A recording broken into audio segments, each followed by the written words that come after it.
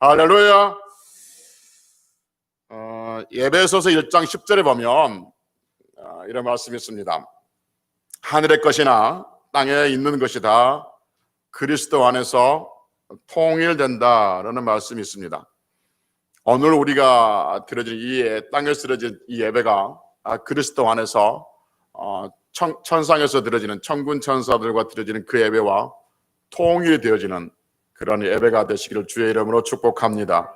그래서 우리가 드려진 이 예배가 하나님 앞에 예수 그리스도 안에서 상달되어서 하나님께 영광이 되고, 지금 천군 천사와 드려지는 하나님 천상에 드려지는 그 예배의 충만한 은혜가 예수 그리스도 안에서 통일되어서 우리 심령에 임해 주심으로 말미암아서 천국에는 부족함이 없고 약한 것이 없고 아픈 것이 없는 것처럼 이 예배를 통해서 우리의 부족한 것과 약한 것과 아픈 것들이 다 치유된 역사가 임하기를 주의 이름으로 축복합니다. 순종은 성도들이 행해야 할 중요한 덕목 중에 하나라고 말씀을 드렸습니다. 성경에서 순종을 요구하는 것은 순종은 곧 하나님의 권위를 인정하는 행위이기 때문이다라고 말씀드렸고요. 그래서 순종은 귀로 듣는 그 하나님의 말씀을 눈으로 보게 하는 은혜가 있는 통로다라고 말씀드렸습니다. 다시 한번 따라할까요? 귀로 듣는 하나님의 말씀은 순종을 통해서 보게 된다. 아멘. 그래서 우리가 수없이 들었던 하나님의 말씀을 순종을 통해서 우리의 손으로 만지고 눈으로 보게 된다라고 말씀드렸습니다. 그리고 순종에서 또 하나 중요한 거 놓치지 말 게 뭐냐면 순종은 배워야 된다라고 말씀드렸습니다. 그래서 고난을 통해서 순종을 배워야 된다 말씀드렸고, 그래서 고난 중에서 순종을 배워서 하나님께서 예비하신 복을 누리는 성도들이 되자라고 말씀드렸습니다. 오늘은 시험에 대해서 말씀드립니다. 시험. 성경은 시험에 대해서 자주 말씀을 하고 있습니다. 성경이 시험에 대해서 자주 말씀하신다는 것은 성도가 하나님의 자녀인 신분을 가지고 이 땅을 살아가는 동안, 즉 신앙생활을 하는 동안에 많은 시험거리가 있다는 것을 뜻하기도 합니다. 그래서 시험이라는 것을 성도들이 바르게 인식하고 있을 때 신앙생활을 끝까지 승리할 수가 있는 것이죠. 국어사전에서 시험이 무엇인가로 찾아봤더니 시험은 사람의 됨됨이를 알아보기 위해서 떠보는 것, 이렇게 정의해 놓았습니다. 그러면 성경에서 말하고 있는 시험은 어떤 의미가 있을까? 어떤 의미를 가지고 있을까라고 하면 여러 말로 정의하셨을 겁니다. 여러 설교자들은 다 나름대로의 시험에 대한 정의를 할 수 있을 텐데, 저는 성경에서 말한 시험은 어떻게 정의할 수 있느냐 하면 성도가 하나님 말씀에 순종하는지 순종하지 않는지를 알아보기 위해서 점검하기 위한 방법이라는 것이죠. 또 성도가 가지고 있는 믿음의 분량이 얼마나 큰지, 그 믿음이 진짜인지 가짜인지를 알아보기 위해서 점검하는 것이 시험이다라고 정의할 수가 있을 겁니다. 그러면 성경에서 시험을 이야기하면 보통 세 가지 틀을 우리에게 말해주고 있습니다. 여러 성경에 섞여서 이렇게 나오는데 정리를 해서 제가 말씀드리면 세 가지 틀입니다. 어떤 틀이냐면 첫째는 하나님께서 성도들, 사람을 시험하는 경우가 있습니다. 두 번째는 사탄이 성도들을 시험하는 경우가 있습니다.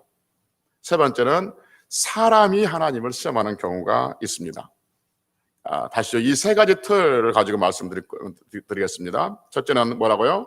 하나님께서 사람을, 성도를, 하나님의 자녀들을 시험하는 경우가 있고, 두 번째는 사탄이 성도들을 시험하는 경우가 있습니다. 세 번째는 사람이 하나님을 시험하는 경우가 있습니다. 성경에서 시험하는 경우, 이 세 가지 이 큰 틀을 우리에게 보여주고 있는 거죠.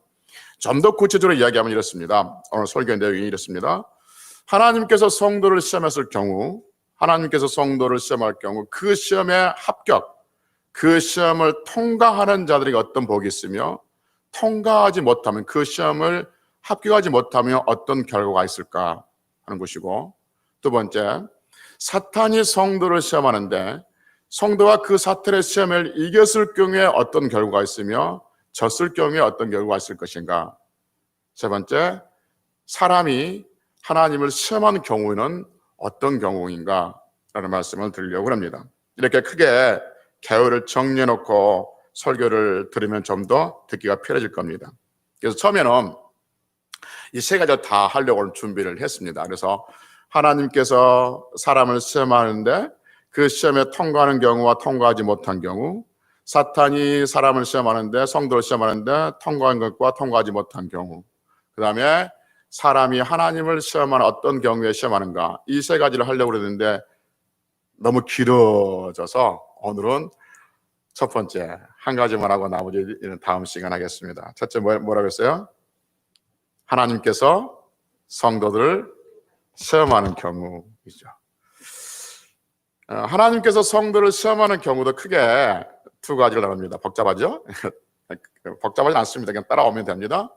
하나님께서도 성도를 시험하는 경우는 크게 두 가지예요. 첫째는 뭐냐면 하나님 말씀에 순종하는가 순종하지 않는가를 보기 위해서, 두 번째는 하나님을 경외하는지 경외하지 않는가를 보기 위해서 하나님은 성도들을 시험합니다. 첫 번째 봅시다. 하나님께서 성도를 시험하는 경우에는 첫째 뭐라고 했어요? 성도들이 말씀에 순종하는지 순종하지 않는가를 점검하기 위해서였습니다. 출애굽기 15장에 보면 홍해를 건너는 놀라운 기적을 백성들이 보거든요. 그래서 15장에 보면 전 백성들이, 모세를 중심으로 전 백성들이 하나님을 완전히 찬양하는 그런 말씀이 기록되어 있습니다. 그리고 하나님을 출애굽을 하고 하나님을 찬양하고 그 다음에 사흘길을 갑니다. 근데 사흘길을 걸어가는데 물을 구하지 못한 거예요. 여러분, 지금 우리나라 같은 경우가 아니라 그 사막지대, 광야지대에 햇볕이 그렇게 내리쬐는 그 길을, 사흘길을 짐승을 데리고 아이들 데리고 이렇게 데리고 가는데, 그리고 그들이 나올 때 뭐 단단한 준비를 하는 것이 아니라 급하게 나왔기 때문에 준비된 게 없단 말이에요. 그런데 사흘길을 가는데 물을 구하지 못해. 그래서 얼마나 갈증이 나겠습니까? 그런데 사흘 만에 마라라는 어떤 지역에 들어가요. 마라라는 지역에 들어가는데 그 지역에 가보니까 물이 있어요. 우물이 있단 말이에요. 근데 물을 마시려 보니까 그 물이 써요. 써서 못 마신 거예요. 도저히 아무리 갈증이 나도 이 물이 써서 마실 수가 없는 물이에요. 그래서 이스라엘 백성들이 모세를 원망해요. 모세를 원망하니까 모세가 하나님 앞에 기도하죠. 그러니까 하나님께서 뭐라냐면 한 나뭇가지를 가리키면서 그 나뭇가지를 그 물에 던지라고 그랬죠. 그래서 나뭇가지를 물에 던졌더니 물이 달았어요. 그래서 그 물을 마시고 그들이 쉼을 얻게 되죠. 그러면서 하나님께서 출애굽기 15장 25절에 보니까 이렇게 말씀합니다. 내가 너희를 시험했다라고 말합니다. 그러니까 쓴 물을 사흘 동안, 하루 이틀 사흘 동안 물을 주지 아니하시고 그 다음에 마라의 쓴물로 인도하셔서 쓴물을 먹게 하시면서 그 상황 속에서 하나님께서는 이스라엘 백성들이 어떤가 보자라고 시험했다라고 출애굽기 15장 25절에서 이 부분에 대해서 말씀하고 있는 거죠. 왜? 그 다음 쭉 설명합니다. 왜 시험했느냐? 순종하는가 순종하지 않는가 보기 위해서 하는 거죠. 그래서 너희가 내 말씀에 순종하고 내가 보기에 의를 행하며 내 계명에 귀를 기울인가 기울이지 않는가 보기 위해서 하나님께서 그들을 시험했다라고 말씀하고 있는 거죠. 여러분, 이스라엘 백성들이 이제 출애굽했잖아요. 출애굽하면 앞으로 40년 동안 광야 생활을 하잖아요. 그런데 광야 생활에서 그들이 승리할 수 있는 유일한 길이 뭐냐 하면 하나님 말씀에 순종하는 것인 줄로 믿습니다. 광야 생활에서 그들이 승리할 수 있는, 40년 동안 건강하게 살아갈 수 있는 것은 많은 물건을 쌓아놓은 것도 아니에요. 또 좋은 옷도 있는 것도 아니고 많은 강한 군사를 가지고 있는 것도 아니에요. 오직 그들이 그 광야에서 승리할 수 있는 유일한 길은 하나님 말씀에 순종하는 거예요. 그것이 그들의 살 길이에요. 그래서 그들의 살 길을 주시기 위해서 순종하는가 순종하지 않는가를 보기 위해서 하나님은 사흘 동안 물을 주시지 않고 말에 쓴물을 주셨다라고 말씀하고 있는 것이죠.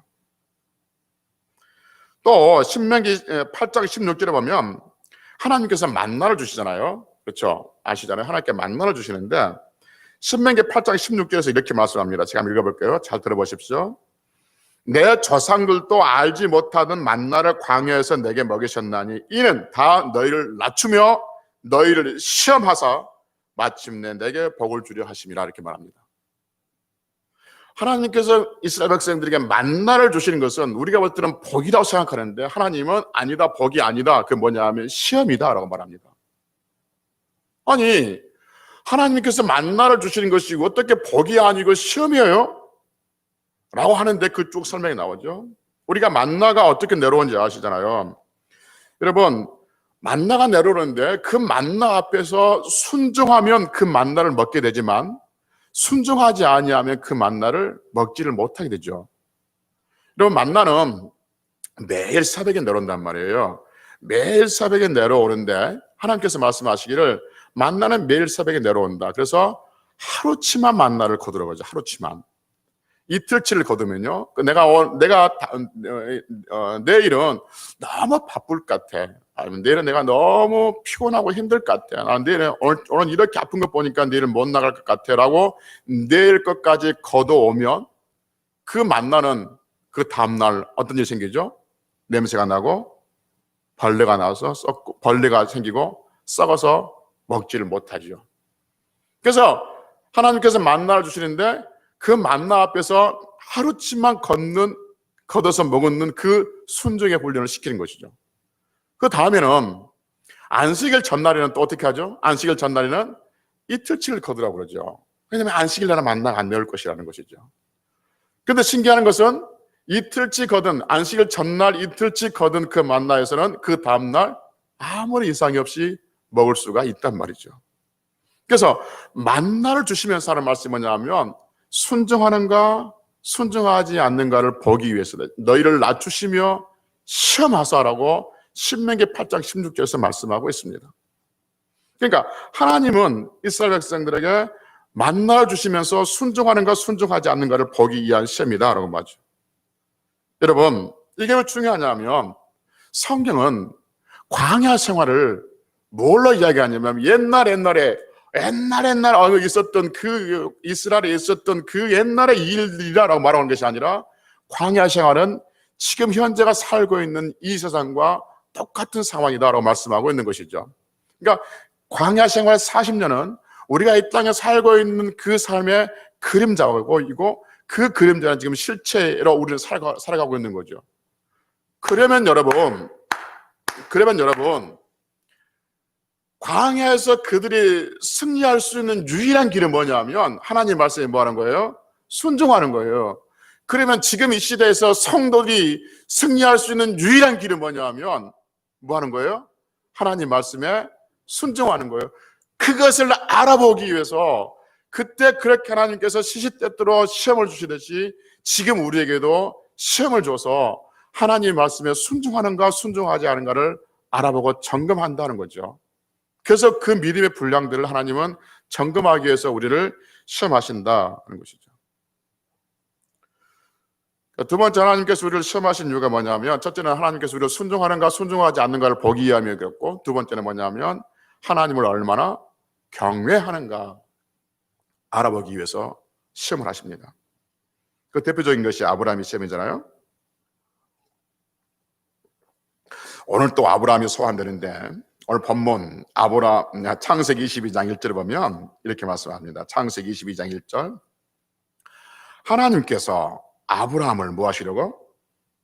창세기 22장 하나님께서 그 일 후에 하나님이 아브라함을 뭐 하시라고? 시험하시려고. 그 일 후에 하나님이 아브라함을 시험하시려고 그를 부르셨다라고 말씀하고 있습니다. 성경은 분명하고 정확하게 말해요. 하나님께서 아브라함을 부르시는데 복 주시기 위해서 부르는 것이 아니라 뭐 하시기 위해서? 시험하시려고 부르셨다고 말합니다. 하나님께서 아브라함을 시험하신 이유가 뭐냐 하는 거죠. 아브라함은 100살에 낳은 사랑하는 아들을 이삭을 번제로 드리려면 그 문제를 받습니다. 그리고 우리가 아는 것처럼 그 시험 문제에 통과합니까? 통과하지 못합니까? 통과하죠. 그래서 아브라함이 이삭을 번제로 드린단 말이에요. 그랬더니 창세기 22장 12절에 보면 하나님께서 이렇게 말씀해요. 기가 막히게 말씀하세요. 스톱 해놓고 하나님 내가 이제야 아브라함 네가 하나님을 경외한 줄 아노라라고 말합니다. 하나님께서 아브라함을 부르셔 시험하세요. 시험 문제가 뭐냐면 네 아들 사랑하는 아들 이삭을 바쳐라는 시험 문제를 출제하세요. 그래서 아브라함이 그 시험 문제를 받아내고 시험을 풀어나가요. 그래서 시험을 풀었어요. 그랬더니 하나님께서 100점 이렇게 하는 것이 아니라 이제야 내가 이제야 네가 나를 경외하는 줄을 아노라 라고 말합니다. 하나님께서 아브라함을 시험하신 이유는 뭐냐면 아브라함이 하나님을 경외하는지 경외하지 않는가를 보기 위함이라는 거죠. 경외가 뭐예요? 경외가 뭐냐면 한문으로 풀어보면 공경할 경자에다가 두려울 외자를 쓰더라고요. 하나님을 두려워하는 마음으로 공경하는 것이 경외이죠. 하나님을 우습게 보지 않는 거예요. 하나님을 두려워하는 마음으로 공경하는 걸 알아보기 위해서 하나님은 아브라함을 시험하셨습니다. 그 아브라함을 시험하신 하나님께서 지금 하나님의 자녀인 여러분과 저를 시험하고 계신다는 것이죠. 그래서 성도들이 하나님을 얼마나 경외하는가를 하나님은 알고 싶어 하신 것이죠. 여기까지 정리하면 이렇습니다. 하나님의 성도를 시험하시는데 왜 시험하시냐? 하나님 말씀에 순종하는가 순종하지 않는가를 알아보기 위해서, 두 번째는 하나님을 경외하는가 경외하지 않는가를 알아보시기 위해서 시험합니다. 그럼 하나님은 어떻게 성도를 시험하시는가 했을 때 보통 성도들이 가장 중요하게 여기는 것 가지고 시험합니다. 여러분, 아브라함을 하나님이 시험하실 때 아브라함이 많은 것들이 있지만 아브라함이 가장 사랑하는 그것을 가지고 하나님은 아브라함을 시험하셨듯이 하나님은 성도를 시험하시는데 성도들이 가장 중요하게 여기는 것을 가지고 시험할 수 있습니다. 성도를 중요하게 여기는 것, 지식일 수도 있고 물질일 수도 있고 건강일 수도 있고 이념일 수도 있고 가치일 수도 있고요, 아니면 자존심일 수도 있고 있습니다. 가족일 수도 있고 내 마음속에 우상으로 자리 잡고 있는 그것, 하나님보다 더 사랑할 수 있는 위험성이 있는 그것들을 가지고 하나님은 시험 문제를 출제해 내시죠. 그러면 그 시험에, 하나님의 시험에 합격했을 때와 실패했을 때 그 결과가 어떤 것인가 하는 거죠. 하나님께서 내시는 그 시험에 성도들이 합격했을 때는 하나님께 영광이고 성도들에게는 복이 되는 줄로 믿습니다. 할렐루야. 여러분, 광야에서 하나님의 시험에 합격했을 때 그들은 모든 질병으로부터 보호를 받았어요. 그리고 전쟁으로부터 보호를 받았었고 모든 먹는 문제가 해결함을 받았습니다. 하늘에서 내려오는 만나를 먹었고 동풍에 따라오는 메추라기 고기를 먹었었고 바위에서 나는 물을 마셨습니다. 그리고 그들은 40년 동안 옷이 헤어지지 아니했고 발이 부르터지지 아니하는 복을 받았다고 말합니다. 그러니까 하나님의 시험은 결국 복 주시기 위한 시험인 줄로 믿습니다. 그래서 하나님은 만나를 주시면서 너희를 시험하기 위해서다라고 신명기 8장 16절에서 말씀하셨듯이 하나님은 우리에게 복 주시기 위해서 시험하신다는 거죠. 그래서 하나님의 시험은 복과 연결되어 있습니다. 그러면 그건 알겠어요. 그건 당연하지 않겠습니까? 그건 알겠어요. 그러면 하나님의 시험에 통과하지 못했을 경우에, 합격하지 못했을 경우에 어떻게 되는가? 그러면 하나님의 시험은 복과 연결되어 있다고 그러는데, 그러면 하나님의 시험에 통과하지 못하면 복은 없어지는가? 아니요. 복이 없어진 것이 아니라 복이 뒤로 미루어집니다. 그리고 하나님께서는 예비하신 그 복을 주시기 위해서 계속해서 시험 문제를 출제해 내십니다. 지난주에 순종에 대해서 말씀드렸잖아요. 그래서 순종은 귀로 듣는 하나님의 말씀을 눈으로 보게 하고 손으로 만지게 하는 통로이다, 방편이다 라고 말씀드렸더니 어떤 분이 이렇게 말해요. 그럼 순종하지 않으면 그 하나님의 말씀하신 복은 없어지나요? 라고 묻더라고요. 생각해 봅시다. 하나님께서 축복의 말씀을 했어요, 우리에게. 그런데 순종한 사람은 그 복을 받아요. 그건 당연하다 합시다. 그러면 순종하지 않으면 그 하나님의 말씀의 축복된 말씀은 없어지고 사라진 건가? 소멸되는 건가? 하는 것이죠. 그렇지 않습니다. 하나님께서 말씀하셨는데 성도가 순종하지 않으면 그 말씀은 소멸되어지고 없어지고 사라지는 것이 아니라 뒤로 미루어집니다. 순종할 때까지 그 말씀은, 그 축복의 말씀은 보류되고 있는 것이죠. 할렐루야. 그래서 이사야 55장 10절과 11절 보면 이렇게 말씀합니다. 잘 들어보십시오. 이는 비와 눈이 하늘로부터 내려서 그리로 되돌아가지 아니하고 땅을 적셔서 소출이 나게 하며 싹이 나게 하며 파종하는 자에게 종자를 주고 먹는 자에게 양식을 준 것 같이 하나님의 입에서 내 입에서 나가는 말도 헛되이 내게로 돌아오지 아니하고 내가 기뻐하는 것을 이루며 나의 형통함을 이룰 것이다 라고 말씀하시고 계십니다. 이게 무슨 말이냐면 비와 눈이 하늘에서 내려서 다시 하늘로 올라간 일이 없다는 것이죠. 어떤 식이든지 땅에 적셔서 어떤 소출을 만들어내듯이 하나님께서 한 번 입에서 나오는 그 말씀이 어떤 성도들이 어떤 반응을 보이고 안 보인다고 그래가지고 다시 그 말씀이 하나님 것 올라간다든지 땅으로 흩어지고 소멸되고 없어지는 거고 무기력하게 사라진 게 아니라는 것이죠. 반드시 하나님이 기뻐한 뜻을 이루고 형통함을 이룬다고 말씀합니다. 그러면 여러분, 하나님께서 성도들에게 축복된 말씀을 했는데 그 말씀에 순종하지 않으면, 물론 순종하면 그 말씀이 그대로 이루어지지만 순종하지 않으면 하나님의 입에서 나가는 그 말씀이 사라지고 없어지고 소멸되는 건가? 그렇지 아니하고 그 성도가 그 말씀을 받을 수 있는 믿음에까지 순종할 때까지 대기되어주고 보류되어주고 기다려주고 있다는 것이죠. 그래도 순종하지 않으면 어떻게 하죠? 복을 주셔야 돼요. 하나님이 복을 주시는데 순종하지 않아요. 그럼 어떻게 해요? 순종을 가르쳐요. 어?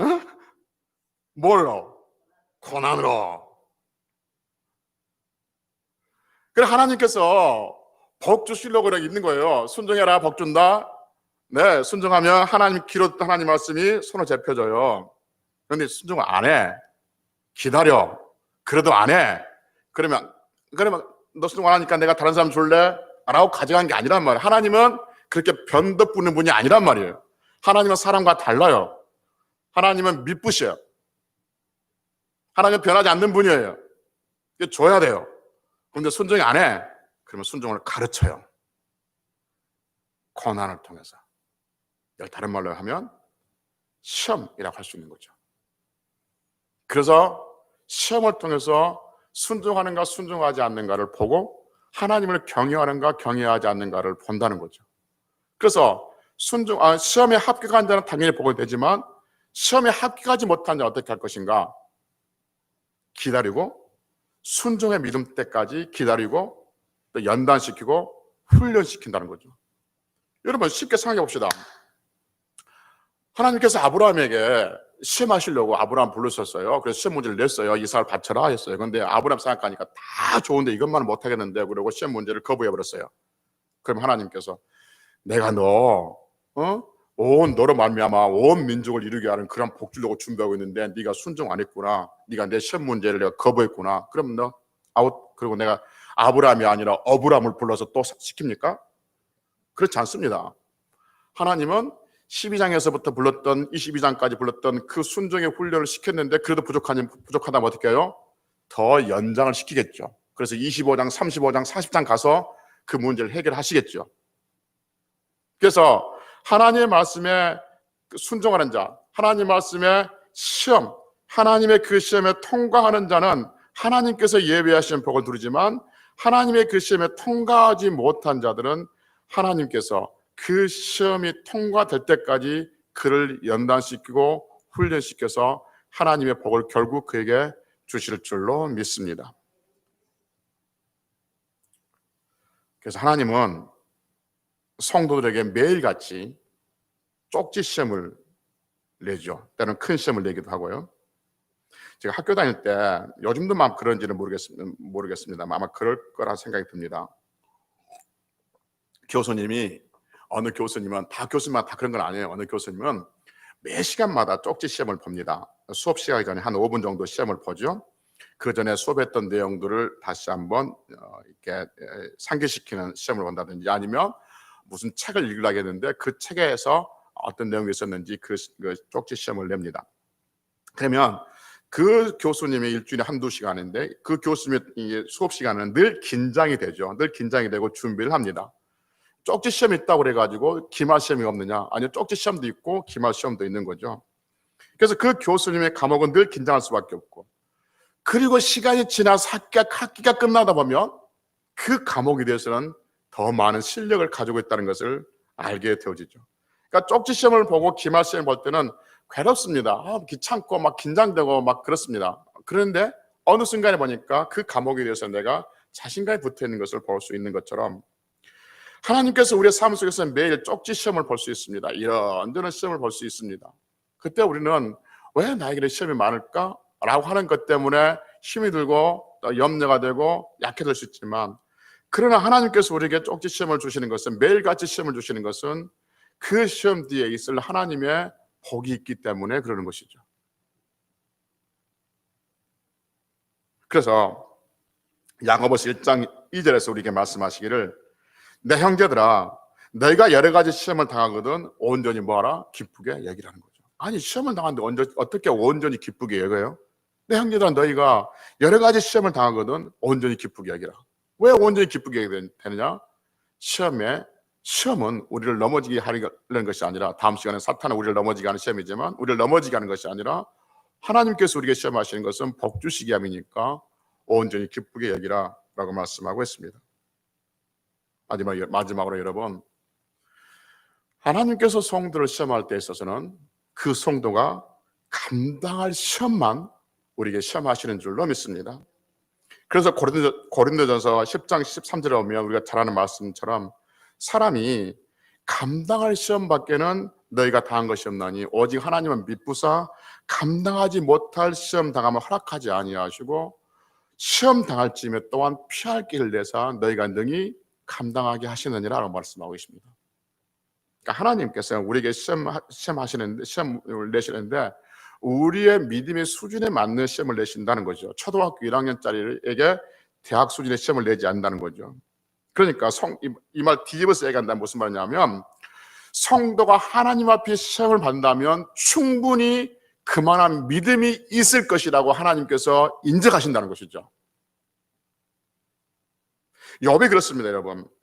우리는 욥의 시험을 알지 않습니까? 욥이 왜 그런 시험을 당합니까?